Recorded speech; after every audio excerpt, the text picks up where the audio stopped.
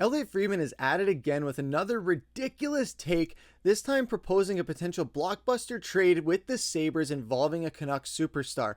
And Vinny Desharnais' asking price has been revealed, with his trade announcement almost seeming imminent any day now. We're going to be breaking down all of that in this episode of Canucks Digest, but first make sure to hit that subscribe button and click the bell icon so you don't miss any updates surrounding the Canucks as we head into a big game against Colorado at home tonight. And with that, let's hop into the first topic of the day, which is Friedman proposes blockbuster trade. So Buck Foston, which is a great account, if you guys haven't followed him, check him out, especially considering the game that we just played and the history of Boston. But he says Friedman starts the pod by saying this is purely in his head, but goes on to suggest a Sabres Dylan Cousin and Bo Byram trade for Elias Pettersson. Friedman says you listen to Jim Rutherford and you know Sabres are looking, and you start to think of some ideas. And the full quote from the 32 Thoughts podcast is here as follows. If you want to pause it and take a look, I'll read it here as well. I had some time on Sunday to think, and I was thinking about the Sabres, and I was thinking about Rick Tocchet and what he had to say on Saturday and reiterated on Sunday. I want to stress this is purely in my head.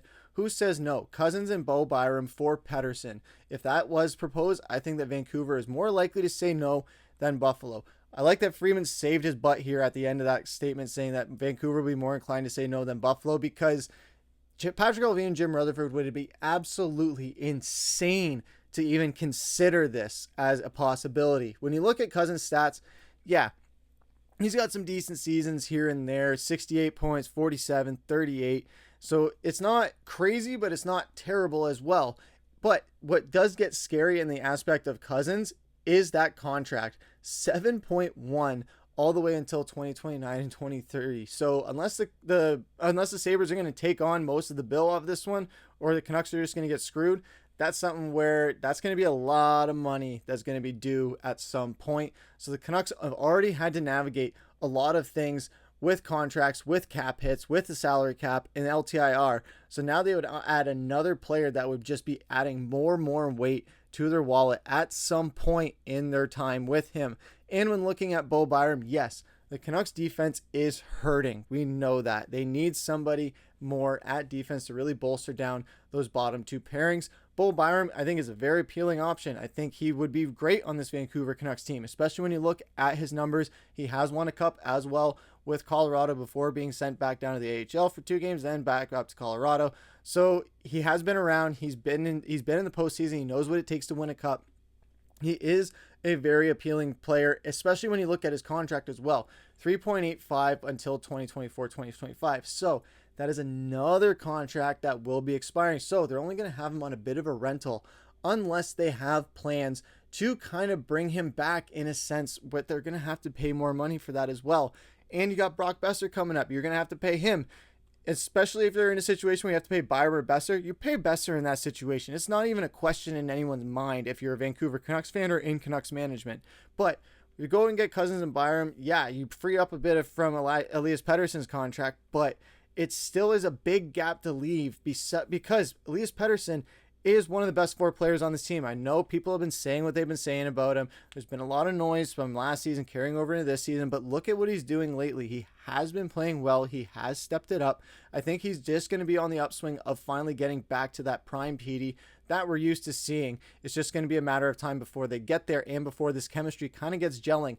I think the problem here is within the defense, which we're going to talk about in a minute. So as far as what it takes to get a guy like Bo Byram, I don't think it's going to have to take something like Elias Pettersson to have to do. You're talking about a superstar that you're trying to get for 2 guys that are a middle of the pack, not that great. Like, they're good, but they're not going to fill the void that Pettersson would be leaving. Yes, he has had the struggles, I know, but keep in mind where he was at last season, what he's been able to do, and what he is able to do when he is fully clicking.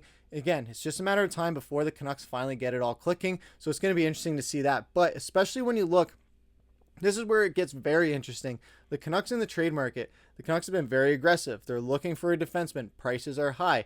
Asking for first and round picks and top prospects. Canucks liked Cam Fowler before he was traded.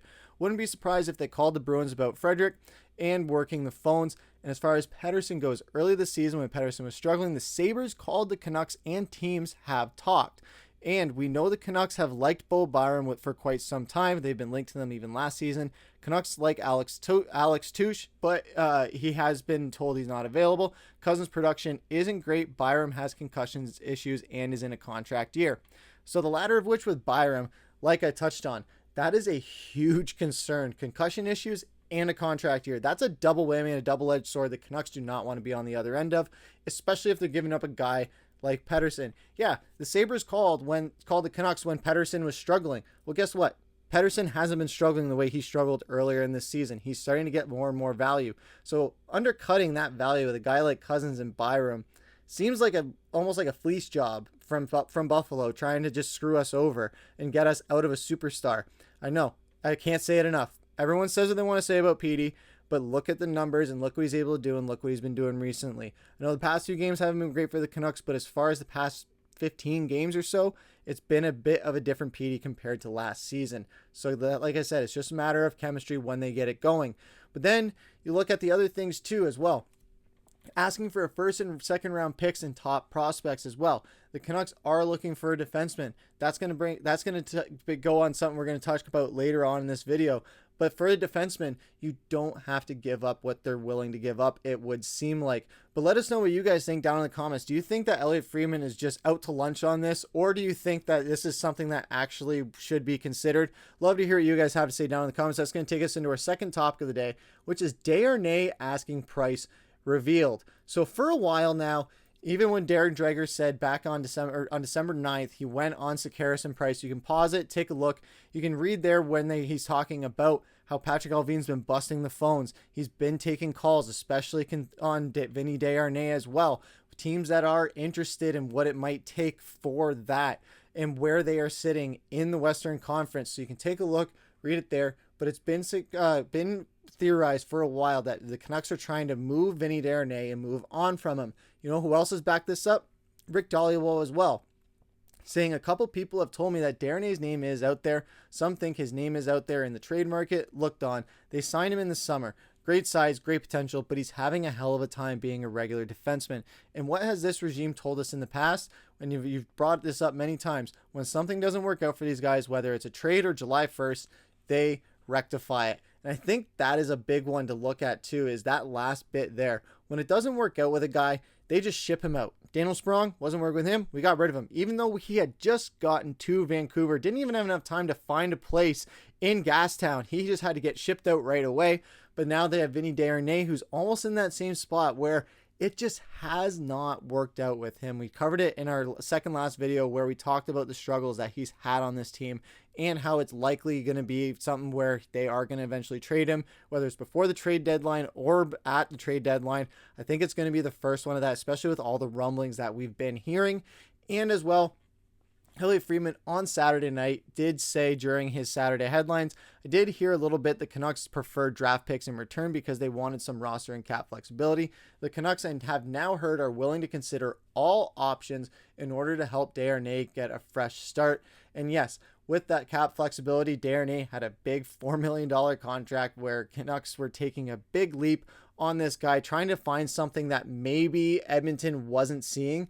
And that unfortunately was not the case. That is just proven that Edmonton is just kind of laughing at us right now, where they're saying, hey, we could have told you guys that ahead of time, but the numbers don't lie. But you guys went ahead and did it anyways. And that's what Vancouver is stuck with now. I know that they've had a history of turning career years out of guys, but in the case of Vinny Desharnais, it just has not worked out, unfortunately. I was initially very excited about bringing a guy like him in. I know Zadorov was a big replacement that they had to fill, but I think he was someone that showed a lot of potential with it, especially in the playoffs. He did play fairly well against Vancouver. So having a guy like that come in and be all fired up to go against a team like Edmonton just hasn't worked out, and it's very unfortunate that that's the case, and especially where usually things like this come out around the trade deadline. That's when Vancouver starts to make their surprise moves, where it just comes out of nowhere that, oh wow, they shipped somebody out. But I think in the case of this, where so many rumblings are happening, Jim Rutherford's coming out saying, hey, we need some help, specifically in the defensive core, and we need to start winning home games. Tocchet saying that there's a few passengers on the team as of right now, and as well as Allvin having taken many phone calls, fielding a lot of options, busting the phones open. So with all the things that are going on with Rutherford, Tocchet, Allvin, and the players as well, it would not be surprising at all to see Vancouver make a move probably before Christmas, or maybe they wait until the calendar year turns. They don't want to give these guys some of these guys out of a job or relocated before Christmas. So I will track back on that, and I will say that probably within the first few weeks of January, we are going to see the Canucks make a big move, whether it's Vinny Desharnais or even Elias Pettersson. I don't think that's going to be the case. I think that is the farthest cry, and Elliotte Friedman is just out to lunch on that one. But I think Vinny Desharnais is a very likely one. Potentially Niels Höglander as well. He's been still playing on that fourth line and getting bumped around. So we don't know what's going to happen there. But what do you guys think down in the comments? If there's a Canucks player traded in the new year, who do you think it is, and is it happening before the trade deadline? Would love to hear what you guys have to say. But that's going to take us into our final topic of the day, which is comment of the day. We see here from Coyote Creek Band saying, did anyone else get PTSD last night watching the Boston Bruins beat us again? Flashback to Game 7 of the 2011 Finals.